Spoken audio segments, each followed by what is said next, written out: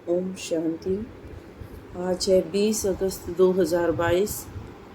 सुनते हैं आज की साकार मुरली से मनन योग्य प्रश्न उत्तर। पहला प्रश्न है, कौन सा निश्चय बच्चों में पक्का हो तो पढ़ाई कभी भी मिस नहीं करेंगे। बाबा बताते हैं, अगर निश्चय हो कि हमें स्वयं भगवान टीचर के रूप में पढ़ा रहे हैं और इस पढ़ाई से ही हमें विश्व की बादशाही का वर्षा मिलेगा और ऊंच स्टेटस भी मिलेगा और बाप हमें साथ भी ले जाएंगे, तो पढ़ाई कभी भी मिस नहीं करेंगे। निश्चय न होने के कारण ही पढ़ाई पर ध्यान नहीं रहता और मिस कर देते हैं। अर्थात बच्चों की बुद्धि में यदि हर पल यह रहे कि इम्पॉसिबल बात अब पॉसिबल हो रही है, अर्थात बाबा एक ही बार आकर पढ़ाते हैं स्वर्ग का मालिक बनाने के लिए।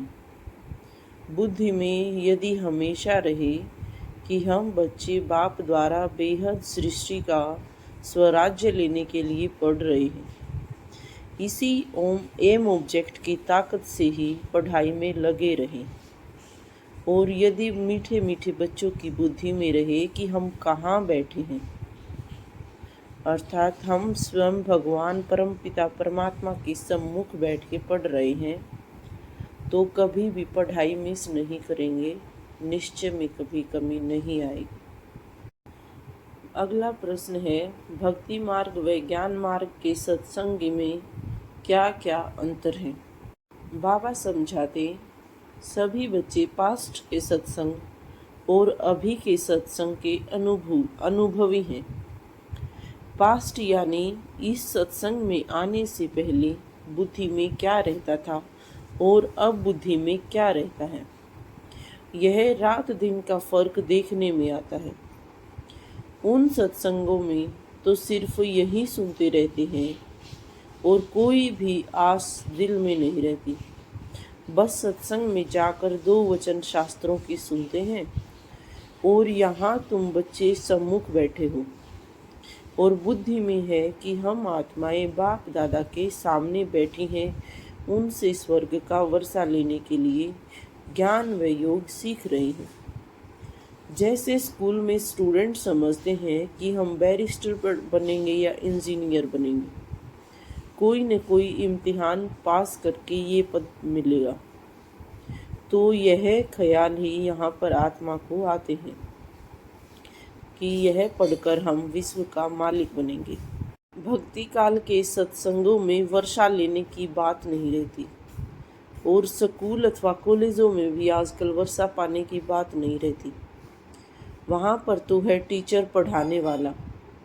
वर्षे की आस इस समय ही अर्थात ज्ञान मार्ग के सत्संग में तुम लगाकर बैठे हो, क्योंकि बरोबर भगवान परम धाम से आया हुआ है हमको फिर से सदा सुख का स्वराज्य देने के लिए। अतः बाबा समझा रहे हैं कि और कोई सत्संग अर्थात भक्ति मार्ग में ऐसा कोई सत्संग या कॉलेज नहीं था जो अब ज्ञान मार्ग में है। उन सत्संगों में तो जन्म जन्मांतर जाते ही रहते हैं, लेकिन यहाँ पर सिर्फ एक बार आने की बात है। भक्ति मार्ग में जो कुछ भी करते हो वह अब पूरा होता है, उसमें कोई भी सार नहीं है। अभी तुम बच्चों की बुद्धि में रहता है कि हमको बाबा पढ़ा रहे हैं। अगला प्रश्न है, मधुबन की मुरली व अन्य सेंटर्स की मुरली में क्या अंतर है। बाबा कहते हैं कि अभी सारी दुनिया पतित और भ्रष्टाचारी है, क्योंकि सभी भ्रष्टाचार से ही पैदा होते हैं, तो वह कर्तव्य भी ऐसा ही करेंगे। यह बेहद का बाप बैठकर हमें समझा रहे हैं कि तुम यहाँ पर मुरली सुनकर जाते हो, अर्थात अन्य सेंटर्स पर मुरली सुनकर जाते हो, फिर कुसंग तरफ चले जाते हो, बहुतों से मिलते रहते हो, ऐसा ही वातावरण होता है, तो जो सम्मुख में अवस्था रहती है वह अवस्था हमारी बदल जाती है। तो यहाँ अर्थात मधुबन में सम्मुख बैठे हो स्वयं ज्ञान का सागर परम पिता परमात्मा बैठ ज्ञान का सार बताते हैं, ज्ञान का बाण मारते हैं। इसीलिए मधुबन की महिमा अधिक है। गाया भी जाता है, मधुबन में मुरली बाजे। तो मुरली तो बहुत अन्य स्थानों पर भी बजती है, परंतु यहाँ पर सम्मुख बैठकर बाबा समझाते हैं और बच्चों को सावधानी भी देते हैं कि बच्चे खबरदार रहना, कोई उल्टा सुल्टा संग नहीं करना। लोग तुमको उल्टी बातें सुनाकर डराएं, इस पढ़ाई से ही छुड़ा देंगे। यहाँ है ही सत बाप का संग, एक का ही फरमान मानेंगे। तुम सबका बाप टीचर सतगुरु, वो एक निराकार ही है। अविनाशी ड्रामा किसे कहा जाता है, वह किस प्रकार से फिरता रहता है। बाबा समझाते कि हम आत्माएं परम धाम की रहने वाली हैं। वहाँ से फिर हम शरीर में आते हैं। पहले पहले कौन पार्ट बजाने आया यह जानते हो, अर्थात सबसे पहले श्री कृष्ण और राधे की आत्माएं आई। हम आत्माएं निराकारी दुनिया से आई हैं पार्ट बजाने के लिए। इस समय सभी बच्चों की बुद्धि में यह बात है कि कैसे नंबरवार हर एक धर्म वाले अपने पार्ट अनुसार आते रहते हैं। इसको ही अविनाशी ड्रामा कहा जाता है। यह और किसी की बुद्धि में नहीं है, अर्थात जिसको जो भी धर्म स्थापन करना है वो उसी टाइम पर बार बार आता रहता है और धर्म स्थापन करके चला जाता है। हम इस बेहद के ड्रामा के एक्टर हैं। न बेहद की हिस्ट्री ज्योग्राफी को, न अपने जन्मों को जानते हैं। और बाबा हमें अब इतना रिफ्रेश करते हैं कि हमें सभी पूरी सृष्टि चक्र अर्थात सारे जन्मों का ज्ञान बताते हैं। सृष्टि के आदि मध्य अंत का ज्ञान सुनाते हैं। घोर अंधियारा और घोर सोझरा किसको कहा जाता है, यह भी अब तुम बच्चे समझ सकते हो। अर्थात कलयुग को रात और ज्ञान मार्ग को दिन कहा जाता है। आधा कल्प रात, आधा कल्प दिन। यह बेहद की बात है। बाबा आकर सभी शास्त्रों का सार समझाते हैं।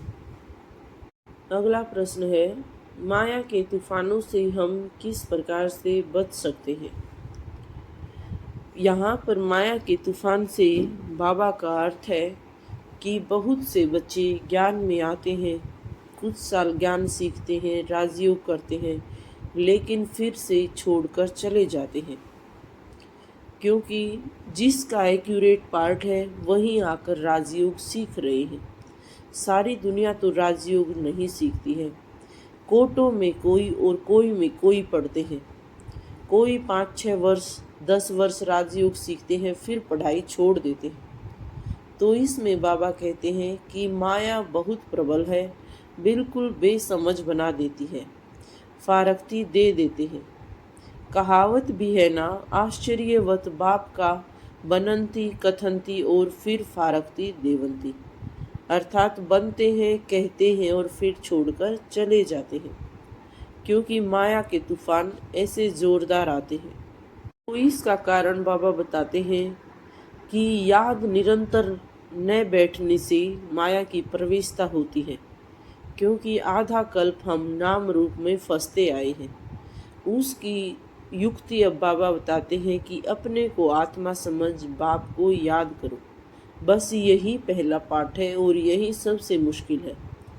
सतयुग में तो सबको आत्मा अभिमानी बनना ही है, परंतु सारी मेहनत अभी करनी है। यह भी नहीं समझते कि आत्माओं को यह शरीर छोड़ दूसरा शरीर ले पार्ट बजाना है, तो इसमें रोने आदि की कोई दरकार नहीं है। जब बाप द्वारा सुख धाम का वर्षा मिल रहा है तो क्यों न पूरा अटेंशन दे और माया के तूफानों से बचा जाए। अर्थात हमारी आत्म अभिमानी स्थिति ही हमें हर प्रकार के तूफानों से बचा सकती है। साक्षी दृष्टा स्थिति कौन सी है, वह उसके फायदे क्या हैं। आज का बाबा का वरदान है साधनों को सहारा बनाने के बजाय निमित्त मात्र कार्य में लगाने वाले सदा साक्षी दृष्टा भव।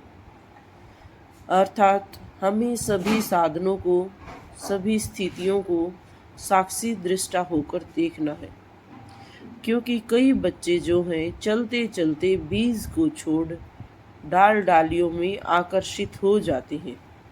अर्थात यदि तो कोई आत्मा का आधार बना लेते हैं और कोई साधनों को अपना साधना का आधार बना लेते हैं, क्योंकि बीज जो है वो शोभनिक नहीं होता और डाल डालियों का रूप रंग बड़ा शोभनिक होता है। तो माया बुद्धि को ऐसा परिवर्तन कर देती है जो झूठा सहारा ही सच्चा अनुभव होता है। इसीलिए अब साकार स्वरूप में बाप के साथ का और साक्षी दृष्टा स्थिति का अनुभव बढ़ाओ। अर्थात साधनों को अपना सहारा मत बनाओ, उन्हें निमित्त मात्र कार्य में लगाओ और साक्षी दृष्टा स्थिति का लंबे काल का अनुभव करो। आज का स्लोगन है, रूहानी शान में रहो तो अभिमान की फीलिंग नहीं आएगी। धन्यवाद। ओम शांति, ओम शांति, ओम शांति।